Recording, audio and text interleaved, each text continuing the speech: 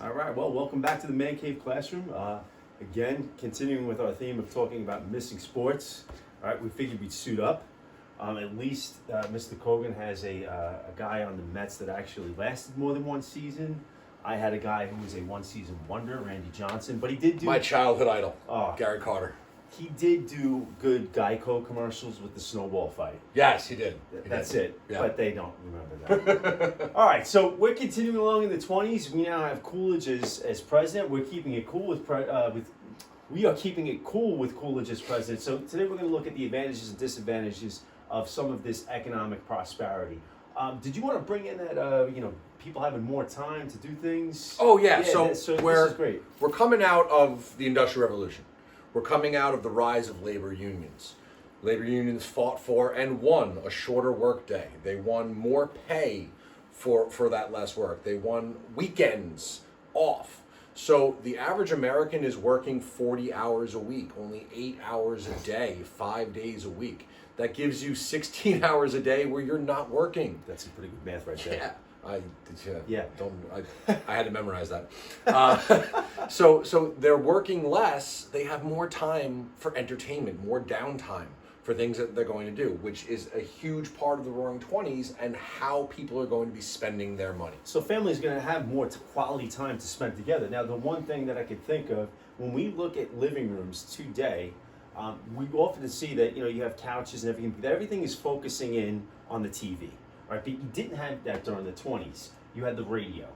Now, people, when we're teaching middle schoolers about the radio and people being focused around the radio and listening to the radio, it kind of seems a little silly at first.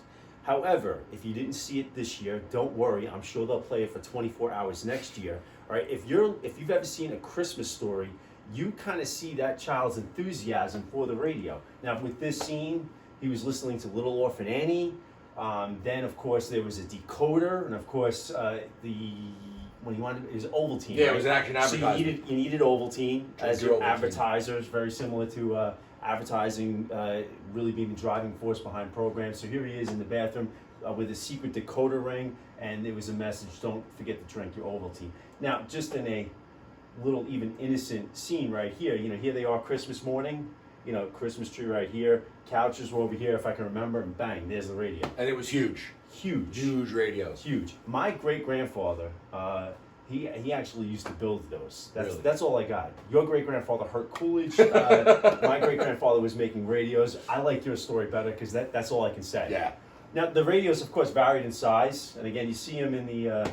very similar to your TVs today. You can have a small one. You can have a huge screen TV. And it was the focal point of your living room. The family would sit there after dinner and listen to their shows. Similar to they have like podcasting, just be able to go out and listen to somebody talk. Or in this case, there were actors, putting on entire shows. My dad grew up listening to The Shadow, like the first superhero program on radio. He's always told me about it. And since we're wearing baseball jerseys, this was how you listened to sports. And the sports broadcast, and I'm sure we'll get into this later on with when it comes to the radio, the announcers, it really became an art form because people are at home listening to this and they really had to paint a real, a clear picture as to what was in front of them. The pitcher winds up, he takes the pitch. The quarterback comes to the line, there's two wideouts to the left, one to the right. And even today with ESPN, when they're doing a game review or a game summary of a highlight, sometimes they'll take that audio from that particular radio and kind of plug it in there because the enthusiasm with that broadcaster, you can really sense it and feel it because he really needs to kind of sell it to the viewer. So again, radio being the center, again, they varied in sizes. Now, when we get to the vacuum, it's funny. It's kind of funny. I was looking last night. I'm like, what are we going to be talking about tomorrow? Radios, that's cool. Oh, vacuums. Oh, vacuums, that's cool. And then I went around running in my house. I'm like, all right, cool. We're talking about vacuums. Now, this is not from the 20s. However, I know we love to analyze documents in social studies, but when it comes to analyzing an artifact or something from the past, I can tell you, and again, I'm not a vacuum enthusiast, so I'm not even going to pretend to be an expert, but just looking at this, I started off with some basics. Okay, well, when it came to this, I looked at it, I was able to find a date. And if we had enough money in our budget, our cameraman would focus in on the date, which would show you that it's 1911. All right, so how does this vacuum then operate? Apparently, it stored some dirt, probably right down there. There was little knobs here that I was able to untwist, but it would really require some force to get it open. So I'm sure that's where the dirt was. The way this would operate as well, now it's 1911, 1920, so you're going to see probably why there was a transition. You're vacuuming this, and now you have to pull this back. So now you feel like you're literally starting up a lawnmower while you're vacuuming your entire floor. Some other features that I was just looking at when it came to trying to figure out something about this. All right, this happened to be made in Chicago. The name of the company as well. Apparently these were very short-lived. However, you can get them on eBay. But again, you could see probably why they were short-lived. Somebody just said, "Hey, this is just too much work. Too much work. Too much work." I was not man enough to vacuum during this particular time period. So we now look at this particular advertisement for a vacuum, and what's one of the first things that jump out at us? It's electric. Gone are the days of having to clean your house by literally pulling on this plunger thing to suck the dirt in. Now you just have to flip a switch to vacuum and clean your home. Now the interesting thing with the advertising here is that they give you reasons. Right, they give you actual steps, and if you look at the advertising between 2020 to today, it's almost like we're more fixated on the bigger words. Yeah. It seems like today, or prices where they were really trying to hammer you with some details here. Another one, Eureka vacuum cleaner. Yeah, what jumps out at me here, Mr. Heath, Yeah. very top, a magnificent gift to the women of America. Now we don't write this, folks. We just teach it. Yeah. Okay, that's it. We have to put ourselves in the context of the 1920s, where the women of the time, although they have the right to vote now, are still viewed, in the most part, as second-class citizens. Their view of women, hey, your job is the role in the home. And they're focusing advertisement on this. If this advertisement came out today, this company would have to issue apologies left and right. Absolutely. Because they're in the wrong, 100% in the wrong. But when we go back to the context of the time, it was perfectly acceptable then. And this was your target audience. Yeah. So aside from the fact that hey, this is unfair. When you start to look at how advertising starts to change as well. When we look at advertising, it starts to expand where you see the target audience is more focused on, I guess you could say, families or more individuals, not necessarily gender specific. Now, for a company, that means bigger audience, bigger profits as well. But, again, for the 20s, and even earlier than that, if you're looking at advertisements when it comes to household products such as vacuums or refrigerators, you're going to see that target audience is going to be women. Anything else we want to do with this? No. $850, wow, if only, right? Yeah. Attachments. $28. You can't even get hand sanitizer for $28. Right? Toilet paper. And again, the big thing sticking out here, of course, is that this is electric. Again, we're starting to make that transition. Yeah, it's making your life easier Easier. for cleaning your home. You have more time. Now the refrigerators, these I love. These are really cool. Wish I could have one. Considering just the material, because with the material I'm thinking here, what are they? Mostly Cast iron? Yeah, cast iron or a type of maybe marble, like those tubs. Oh, yeah. Yeah. All right, so going and looking at this, again, here we go, electric. Because something we caught. This one right here. Yeah, there we go. Prior to the electric refrigerator, there was an iceman who came to your house once a week with a giant block of ice. And you would put it in the top of what was called your ice box. And go with the science, cold air drops down, it would keep your stuff cold. And if you wanted ice, you'd have to chip it off with an ice pick. But once the ice ran out, you were out of luck. Whatever food was in there might spoil. Now, plug it in, you're good. It says here, I think it says the modern iceman calls once, but with a frigid air, the ice is always frozen. Perfect. It's exactly what you needed at the time. So let's go back here. Again, we're seeing electric, right? Familiar company still around today, General Electric, right? Wonderful. Things you could put in there. Looks like right up here, this is where you're going to put your ice. Yep. All right. Anything we Got want your bread, milk, cheese. Perfect. And again, here's where this advertisement would be appearing, the Saturday Evening Post. Very popular as a magazine, right? A lot of Norman Rockwell paintings wound up in there. And again, you see it here, the target audience. Go back to the next one. Yep. Our target audience again are women. Because again, that role of women in America at the time, that cook, clean, care mentality of they're the ones who are going to be dealing with kitchen life. Even again here. Yep, same here. I love this one. This one's really nice. Yeah, even so, we're going from the kitchen, now we're going to how you're going to get to work. All right, and something that we talked about in previous units, we're talking about the role of the automobile. Now, with the role of the automobile, we talked about Henry Ford and the Model T. You can get the first Model T in any color you want, as long as it was black. This, right, we're looking here, $650. Whew. You can't even get tires for that anymore. Nope. Well, you can't. Well, no, you can't. I just changed my wife's tires the other day, $1,000. 4 tires. Which will be the price of toilet paper next week. Yep. All right.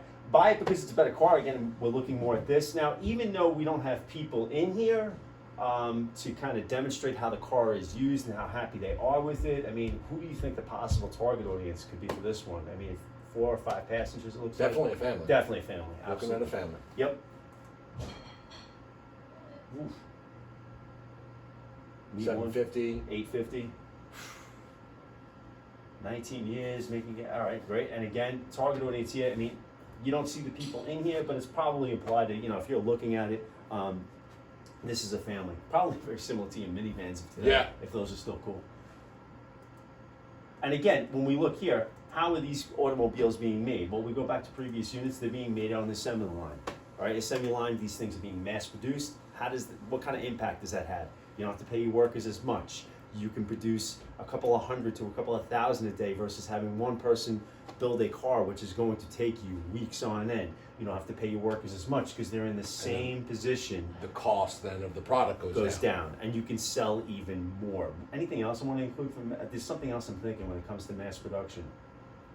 Safer, easier, faster, cheaper. Yeah, and that was the thing, because when you start to see, when we go back to westward expansion, we're talking about the railroads, you see those common words come up: faster, easier, cheaper, more efficient. We saw that with the railroads, we saw that with the Bessemer process, we're seeing that with cars. The whole idea, and when we're getting into consumerism in the 1920s, this is what people want. They want things fast, they want it easy, they want it cheaper, and that's the way we start to move. So, I mean, back to our vacuum cleaner for a second, go back to what we were talking about at the beginning. People have more money, and even that car, $650. Who's got that money on hand to pay for things right now? If we notice up here at the top left, $2 down and $3 a month. What could that possibly mean? I don't know. What could it possibly mean on how we're going to be able to afford this new lifestyle that many Americans want to live? I mean, we just said they're only making about $1,500. That chart said about $1,500 a year, which is a great living for them. But people want to buy things, and they don't always have cash on hand. Right now, I have a whopping 20, 40. I have a whole whopping $46 on me. Somebody got their allowance this week. Yes, they did. I did not. They did. $46. But there's something in there that can help you out, because if you go home and your wife calls you and says the vacuum's broke, you don't have enough money for a vacuum. I mean, how can you pay for that if you don't have enough cash? Yeah. What do I got? Oh, here we go. I got a credit card. There we go. So we're going to start to see the earliest phases of buying on credit, known as installment buying. You can walk into a store, give them your name, there was a bunch of all the other criteria. Yeah, criteria verifications, and then they would give you a product that might cost $500 on the spot. And then over the course of the next several months, you're paying back that product as an installment payment, plus a little thing called interest. Because a Bank of America here, they have to have an incentive to give me the money to purchase the vacuum that just broke. Now the thing is that banks and American society, they've been using credit probably for years up until this point. But in the 1920s, I wouldn't say you see it used. You see it almost, for example, abused, and you get to see how dangerous it is. When Mr. Kogan and I went to college, a long time ago, I don't know about you. But anytime I was coming out of class, there'd be a desk set up, and you could sign up to get an American Express card. Yeah, you could. And you're going to give me a 20-year-old an American Express card?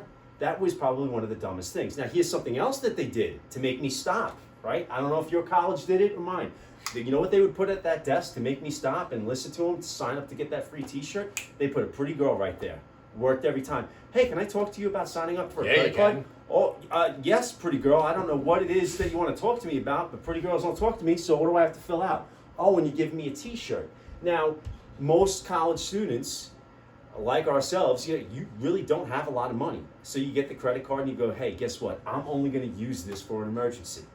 Then all of a sudden, your definition of emergency kind of starts to get redefined. Books, car stuff, all that wonderful stuff. But then all of a sudden, hey, the Knicks made the playoffs. That's an emergency because they don't make the playoffs that often. So I'm going to get some tickets. And you start to see how that snowball effect or avalanche can wind up leading to a lot of credit problems. A lot of potential problems, like foreshadowing for you. Yeah. 1920s, installment buying. Right. People are buying things they can't necessarily afford because it was easy. I could walk into a store right now and walk out of here with a 90-inch flat screen TV. And look at the advertising. I mean, I need this. Yeah. Apparently, if you're looking at this advertisement, I need it. Look I at need this. that. I don't want to sit there with the vacuum No, anymore. gosh, I no. need it. I can get hurt. People are spending money they don't necessarily have. Foreshadowing what happens at the end of the decade. Stock market's gonna crash. These banks are gonna be like, hey, you need to pay us the money that we lent you in installment buying. Oh gosh, I don't have the money to pay you. Great Depression. That whole buy now, pay later. I mean, Yep. it really is. I mean, unless you have that whole concept of what really that looks like, it's very dangerous. So for installment buying, we're buying on credit. Buyers can take home a new refrigerator by putting down just a few dollars each month. They paid an installment until they had it paid for, plus interest. All right. Buy now, pay later. This is going to increase the demand for goods. So if the demand is high, right, they're going to keep pumping them up, all right, because people are going to start to buy them. I'm trying to think. That's pretty much there was it for another this. point I think I wanted to make with the refrigerator. I'm trying to remember because the interesting thing. I mean, when you look at the refrigerator today, and it's kind of interesting because the electric ones that we have today, it's almost like they're not as reliable as the. I mean, my one that's over there in the corner. That's from the 70s or 80s. And this thing has survived longer than the refrigerator up there. Definitely reliable. Absolutely. So Don't know about efficiency, but definitely reliable. Yeah, absolutely. So, I mean, when you're looking at certain households, even today with refrigerators, you probably need at least one or two. So, again, some of these things become not only just wants, but necessities as we start to see society change. I'm good. Yeah, we're good. All right. We'll see you guys in a couple minutes. Later.